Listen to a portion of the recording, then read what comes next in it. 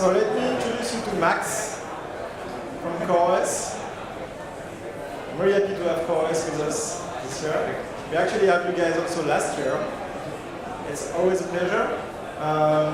As a meetup organizer, I also really appreciate the support that CoreOS is actually sending to the meetup organizer. Like you guys are checking with the local organizers in different cities if everything is fine, if you can send like speakers and so on. So that's always really appreciated.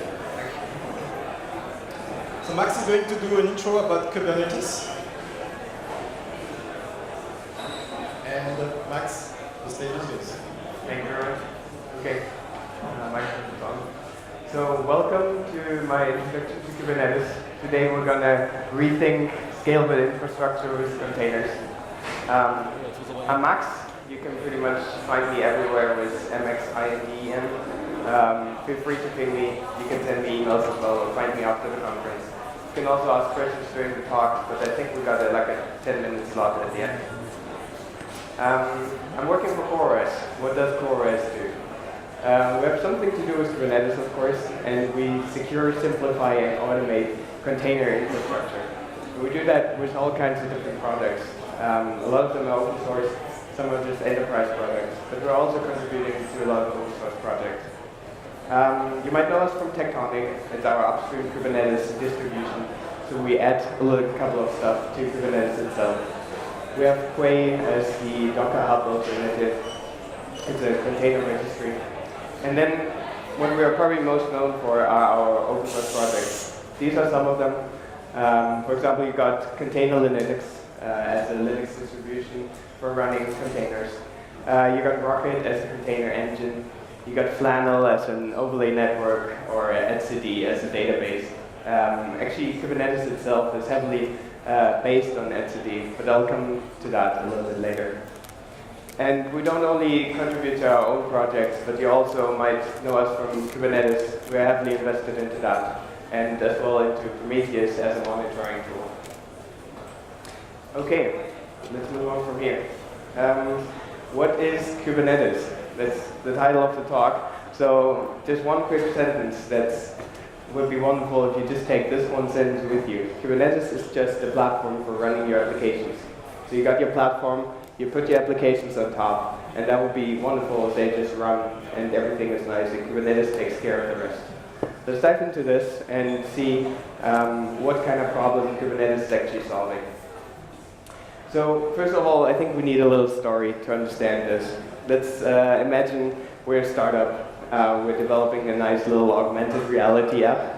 And the idea is you can run around in your city and you look through your phone and the creatures and monsters are presented through your phone in reality. And then you take those balls, red and white, throw them against them until you catch them, and then you can swap them and fight with it.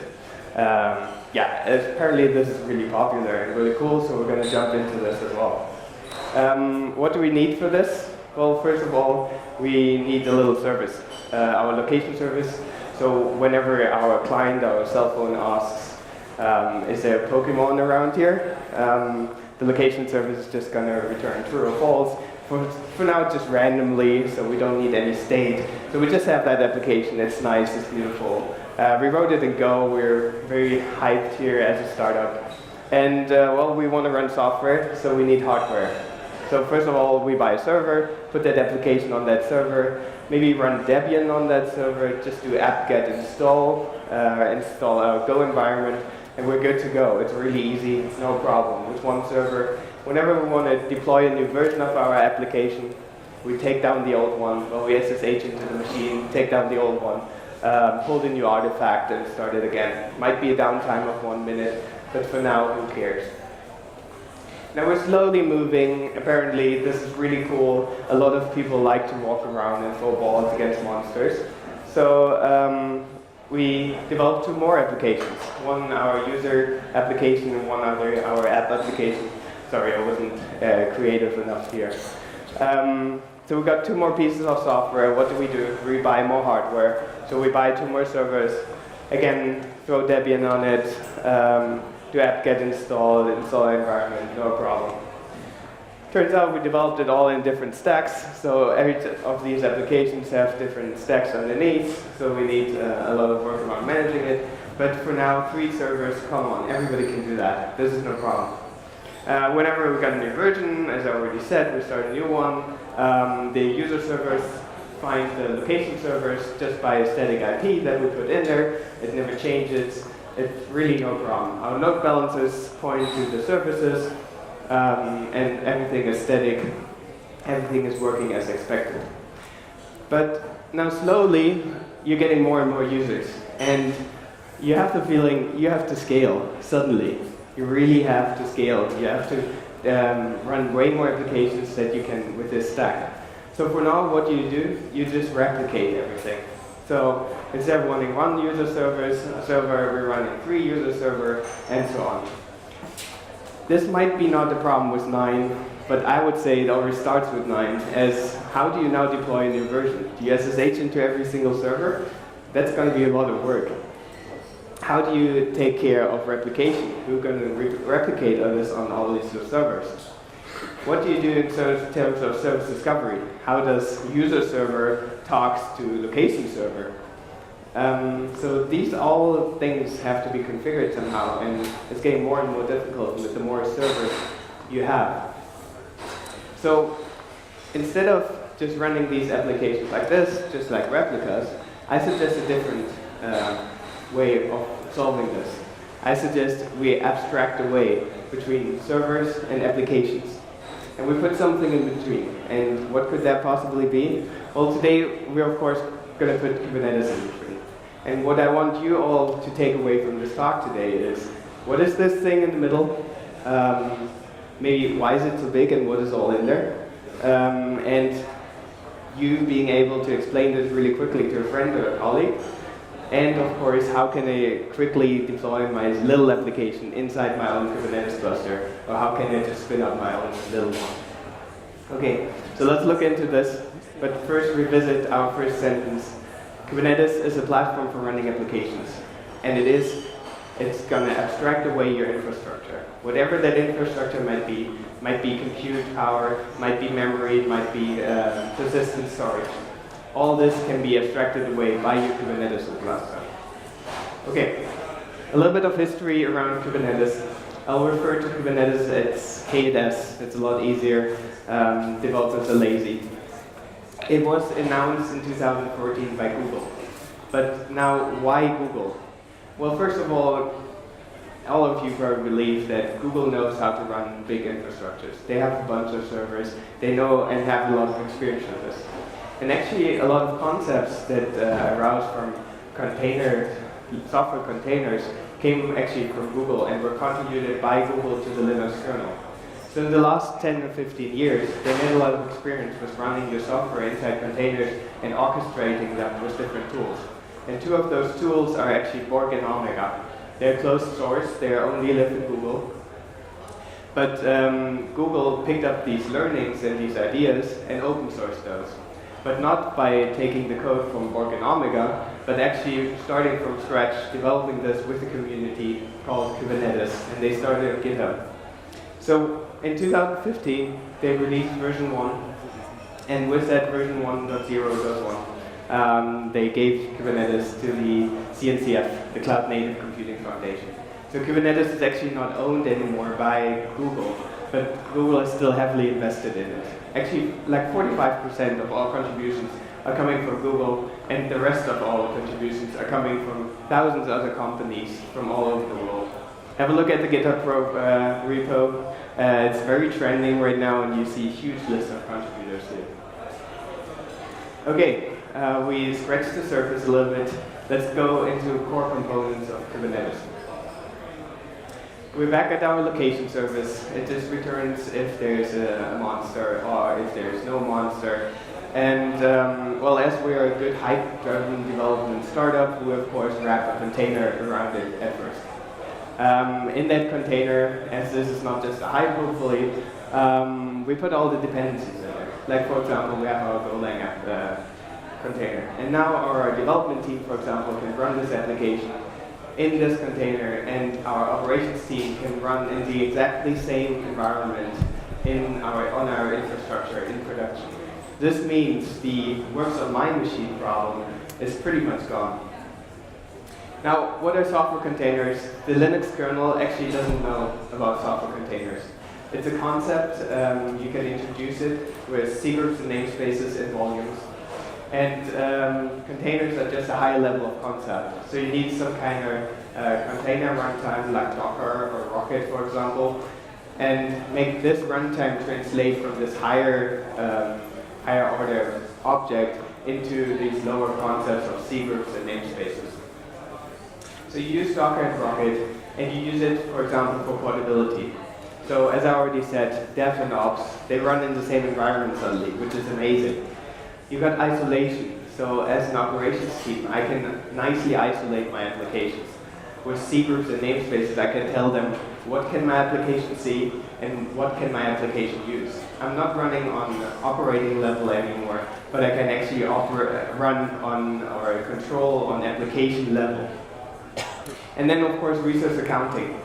I don't let one application starve another application by just taking away the resources, but I can nicely control this. Kubernetes doesn't stop here with the concept of a container, but it also wraps another concept around it. And this concept is called pods. Now you're probably asking, why another concept? Why wrap another layer around this? Well, pods are the smallest deployable unit that we can deploy in Kubernetes. So whenever you tell me as your Kubernetes admin, please deploy this 3 times, I'm actually going to deploy, or Kubernetes is actually going to deploy this application 3 times for me. And why do I have pods? Well, the ideas of sidecars. You might have heard this before. You don't want to pollute your business logic with networking or logging and all this sidecar logic. So you run a container next to it, which can talk on localhost with the other container, and you deploy that together everywhere in every environment. So that's why you have pods. But for now, you can just think of the application running inside a container, and that container running inside a pod. That's it. That's good to know. Remember this picture? I'll come back to that, but I'll have to jump a little bit. We have to build our infrastructure now. So we want to run software. We need hardware. Let's first buy a server. And let's call this server, as this is the number 1 in our infrastructure, let's call this server a master server for now. And on that master, we're going to deploy, I'm jumping a little bit. So that master can be a bare metal or a VM, whatever you want. It needs a recent kernel, so we can actually run those concepts of C groups and namespaces on it. You can, for example, use container Linux, which is specifically for containers. But feel free to use Debian, Ubuntu, RHEL, or whatever you want on that. Now, moving on from the master, on that master, we're going to deploy Kubernetes. And as a user, you can think of Kubernetes as a black box. You don't need anything as a developer. But as this is the name of the talk, we want to jump a little bit more into it. So this Kubernetes box here, it's called the Kubernetes control plane. It's deployed on the master. It contains an API server, a controller manager, a scheduler, and a kube proxy. So the API server is whatever you talk to, and every component talks to that API server as well. And the controller manager is taking care of all kind of high-level objects in Kubernetes. The scheduler schedules loads on workers, which we're going to create a little bit later now. And kube proxy, for example, takes care of networking, which we'll jump into a little bit as well. So we got the master, we're back to our problem where we run one server. This is really boring, so we buy another one. We call that the worker. Again, it's a worker machine, it's bare metal or VM, whatever you want. You can run it in any cloud provider, that's just one machine. It needs a recent kernel again, as we want to run Docker containers on it. But that's it, nothing more than that. Again, on this little worker, we are going to deploy the little Kubernetes, which talks to the big Kubernetes. And the little Kubernetes listens to whatever the big Kubernetes says. The little one is called kubelet. It listens what the big one says over the API server. Actually, it watches changes on the API server. And whenever the big one decides to schedule a workload on the small one, it starts those pods, takes care of those pods, restarts those pods, and so on.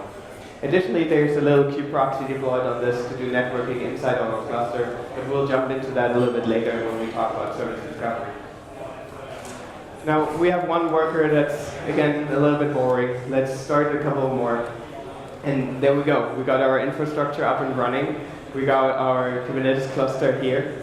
Now let's talk about how to deploy applications into that cluster. Kubernetes introduces the concept of deployments. And what you really easily do, you just write YAML files. You can write JSON files as well if you want to, whatever floats your boat here. A deployment describes the state that you want. You don't describe how to get there. Kubernetes is going to figure that out by comparing the current state with the wanted state. And it is, in general, for stateless applications. We'll jump into stateful applications a little bit later. It has a concept as well around that. So this deployment, it has a name, it has a replication count, so how often do we want to run this application. It has a container image that is running on some kind of repository. Let it be, for example, .docker. But let's see what happens if we give this deployment to Kubernetes.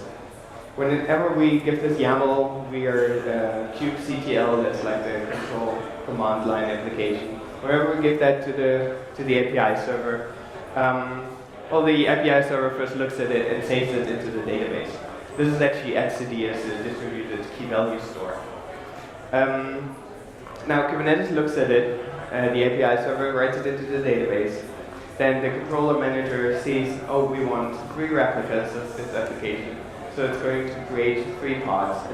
It's not going to start them on workers, but only create them in the database for now. Then the scheduler wakes up and sees, oh, I have 3 pods, they're not scheduled yet.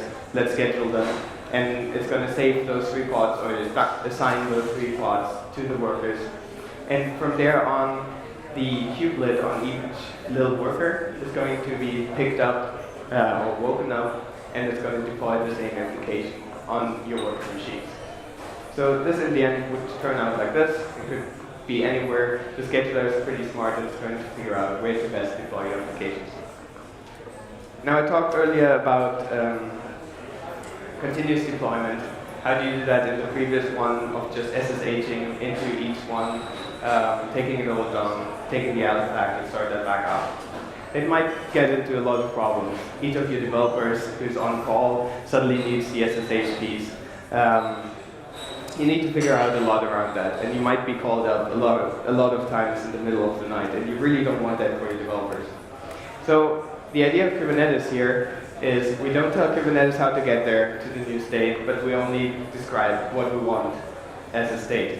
So what we just do is change the 2.0 version here, deploy a new version, and give this new YAML file to Kubernetes. Kubernetes compares the current state with the old state, sees there are 3 versions of the old one, and slowly takes down the old ones and starts new ones as a rolling deployment. You can use other strategies here of taking them all down or whatever. You can get really fancy, you can develop your own ones, but this is basically the default version for now. So it starts the new ones and you're good to go. You just continuously deploy your application, fully automated. Okay, moving on from here. You're probably saying, well, stateless applications, come on, we solved this since years, this is really no problem at all. Everybody can do stateless. Now, stateless is easy, stateful is hard. Let's look how Kubernetes solves stateful applications. But first of all, a little scenario maybe around this, how one would solve it really easily. So we got our server, we started a MySQL process on it. We might get a little bit fancy and write systemd unit files, so systemd watches the process and restarts it whenever it fails. So we're good to go if the server doesn't fail. So this MySQL process talks to a volume. The volume is just on that machine right away. It just talks to it, writes on it, reads from it. Now, if the process dies, no problem, we can just restart it. But what happens if the server dies? Most of the cases, we might just be able to restart the server. That's no problem. Then the data is probably not going to be missing. But what if the volume, for example, dies? So you probably want replication somewhere in there. What I suggest instead, so start dying of the server, very emotional here.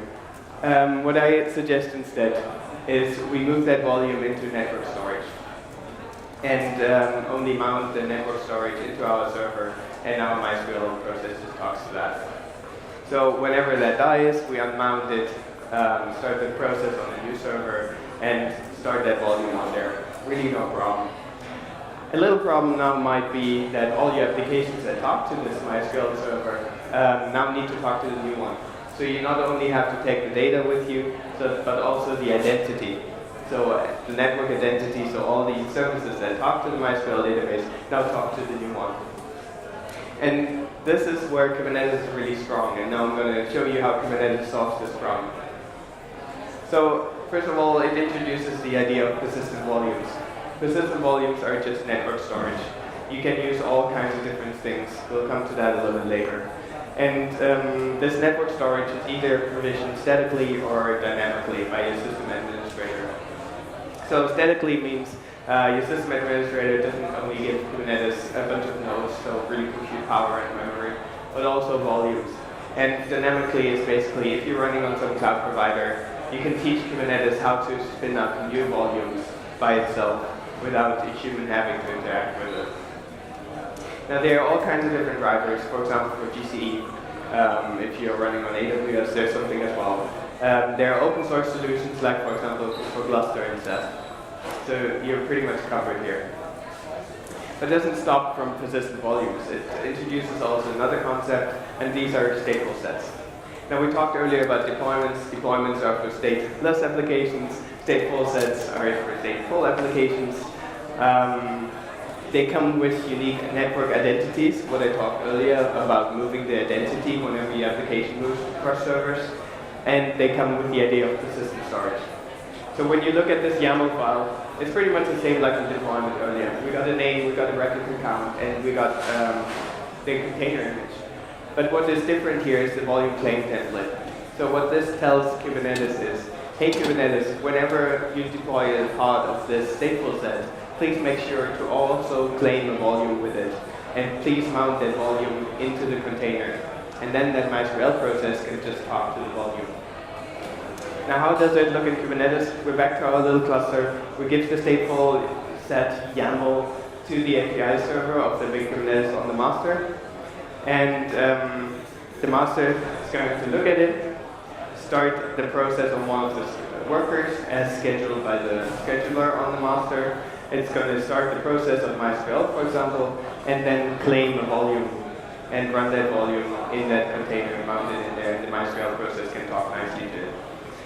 Now, servers die, everything will die eventually. You'll have to plan for this. So what if our worker dies? We move the MySQL container to a new worker, unmount the disk from the previous server, mount it into the new one, and we're good to go. We're fine. Kubernetes moves the identity as well for you. So whatever application talked to that MySQL pod before now talks to the new one, and it only had that little bit of downtime, which you have to solve with replication. This is now for really easy, easy way of maintaining stateful applications. Now, operators, human operators, have a lot of experience of running these applications. And you can bake this knowledge into software, and these are then called operators, software operators. You start those in your cluster, and they can actually do domain-specific management of your applications. There are a couple of examples, for example, for etcd or Prometheus. You can have a look at it. But they just automate a bunch of stuff, which is easy to automate. So again, you don't have to have on-call, and don't have to wake up in the middle of the night to just fix your database. Okay, now we solved the stateful problem. It's not yet fully solved. It's still in beta status on Kubernetes, but feel free to check it out. What Kubernetes is also really strong at is service discovery. And service discovery is needed because pods are mortal. Pods are the moving part in your Kubernetes cluster. They can all move in terms of seconds. We're not in the scale of VMs anymore. We don't have to move these huge VMs. We don't have to wait for them to start up. Linux container is really just a process isolated on the kernel, so you can move them really fast. But that also means they move all the time, and how do you keep track of them? And the most important question is, how can pods communicate to each other? How do they know where each other are? How can your user node find the pod and get answers from that pod? So you might say, well, I have my service discovery, my applications just register as a service discovery. The service discovery is going to write to my DNS server, and that DNS server is going to change its records, and I'm good to go, right? Well, first of all, you have to set this up. Might be a little bit error prone, but sure, you can go for it. But what we didn't notice here is about, for example, DNS caching, which can be a huge pain in this case. Because now your application logic is maintaining this load balancing between the different pods. And how long is this how are the applications going to cache those IP addresses? So Kubernetes takes this part as well. It introduces the idea of services. So a service, you can just think of it as a thing before a set of pods. So it just targets a set of pods. It's done via labels, which could be an implementation detail for a developer for now. And services have a unique identity in the cluster. This IP address, which they get assigned, will never change in your cluster. And you can obtain that IP address as an application via environment variables, which are written into your pod's environment by Kubernetes, or via DNS, for example. So you can deploy your own DNS server in your Kubernetes cluster, and then let your applications talk to that DNS server. Now let's look at that from a more process point of view. We have a front end, just imagine, I don't know, some JavaScript, Node.js layer, still in your data center, and it wants to talk to your backend. Maybe it wants to know something about some user or something. So what it does, it first of all needs to talk to that user or that backend service. So it knows the name backend, it looks in its environment variables, finds the backend service host IP address, this IP address, and talks to that IP address. This is all your application logic will ever need to know about networking. Whenever you deploy your applications in your Kubernetes cluster, that's all it knows. It only gets responses from that IP address. But what is actually happening in the back here is kubeproxy talks to the Kubernetes API server, gives it the service IP, and the API server is going to return a list of IPs of all the active pods that are currently answering this kind of request. Now it takes this array of IPs and writes that into IP table, specifically IP table rules, where the Linux kernel can actually pick this logic up and load balance between your different pods. So now this gets written back to the IP table rules, your front end makes a request, and it gets redirected via the Linux kernel to some backend pod, just randomly decided. I think the Linux kernel by default, the round robin of this. And as this logic just lays in the kernel, it's really fast. And you can't really control it, but that's fine for now, as your pods should all answer the same thing. And the next request might just land as a different pod. Okay, this is how Kubernetes solves service discovery. This is basically all the concepts that I wanted to tell you. Now, some of you might think, well, I really want to get started. Also see some laptops, so you're not just checking the emails. We've got Minikube. First of all, this is really easy. You download Minikube, you start Minikube. What Minikube does, it just starts up a VM on your laptop, and you have a full Kubernetes cluster ready to go on your laptop. Just a one-node cluster, but you can nicely develop with this. Then you have CoreOS Tectonic and CoreOS Tectonic Installer, which can help you to bring up Kubernetes on all kinds of different platforms. Then you have GKE, for example, Google Container Engine, as a fully managed Kubernetes service provider, and all other kinds of smaller tools, like, for example, Kube.AM to spin up your Kubernetes clusters. Okay, really quick recap, so you can tell your friends after this about this, or your colleagues. What is Kubernetes? Kubernetes is just a platform. It's a platform for running your applications. You put your application inside a container, you put your container inside a pod, you're good to go. you spin up your infrastructure, you spin up a master, and as many workers as you want. Deploy Kubernetes on each one, have the Kubernetes control plane on the master, and the kubelet on the small ones, and they can communicate with each other. And all that you have to do from now on is write deployment YAMLs, push your images to Docker Hub or so on, so Kubernetes can access them. And, for example, also write stateful set YAMLs to run your stateful applications. So back to our sentence, platform for running applications, abstracting away infrastructure entity. Alright, cool. If you want to get more involved into Kubernetes and really want to get involved here, we're hiring in San Francisco, New York, and Berlin. Talk to me, go to CoreOS/careers. And yeah, thank you very much for your attention.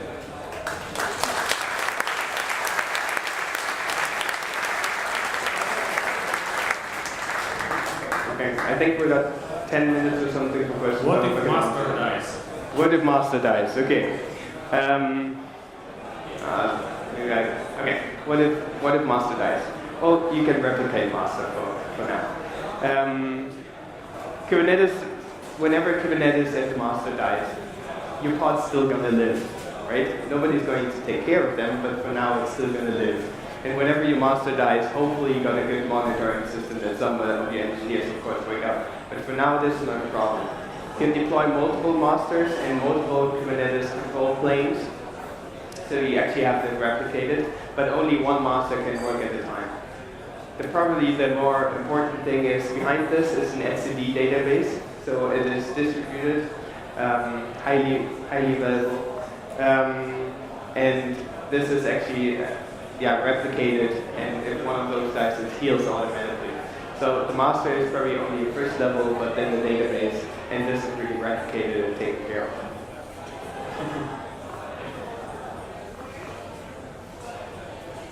All right. No other dying components that can die. Whenever a pod dies, Kubernetes starts it again. It reacts really fast. And whenever a worker dies, it just gets a load on a different worker. You can even teach Kubernetes how to not only scale in terms of just replicating new pods, but also spinning up new machines if you're running on some cloud provider. Yes?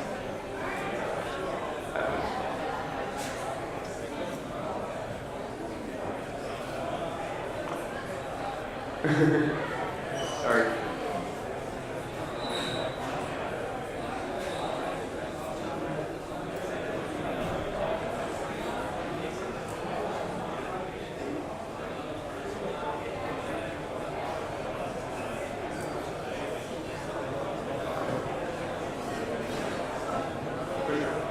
So the question is, should this make sense if let's say if I'm the little startup and I only have a small load? Well, it probably doesn't make sense if you're only running 3 servers. I think that's too much overhead, as you already said. But as soon as you go over to the 9 or 10 servers, I named a lot of problems here, and I think it already makes sense. So it's both for the small ones and for the big ones, for sure. Yeah. But yeah, you're right, you have to learn a lot of concepts. Maybe they work just out of the box from there on, but you still have to learn them, that's for sure. If you want to go really big, you can even federate multiple Kubernetes clusters, and what is a really nice idea is you can, you probably all are worried about cloud provider login. So you run on AWS, but now if AWS goes down, your site goes down as well. If S3 does not have those 5 lines at the end anymore. So what you can do is you can run Kubernetes on multiple cloud providers, federate those 2 Kubernetes clusters, and then have the same API on 2 different cloud providers, or even on your bare metal, and you don't even notice the difference between those.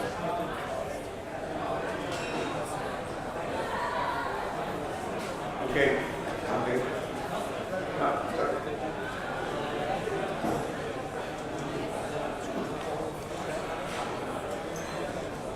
Is it possible to use persistent local storage with stateful sets nowadays? So local storage on the worker machine. So next to if I can go back.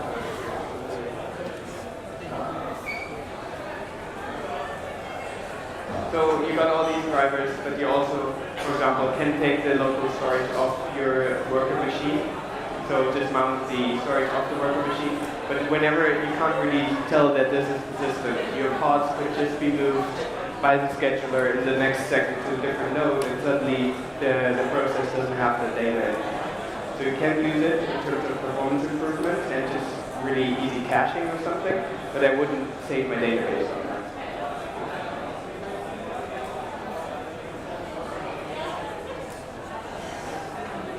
I don't see any more. Okay. All right. Thank you very much.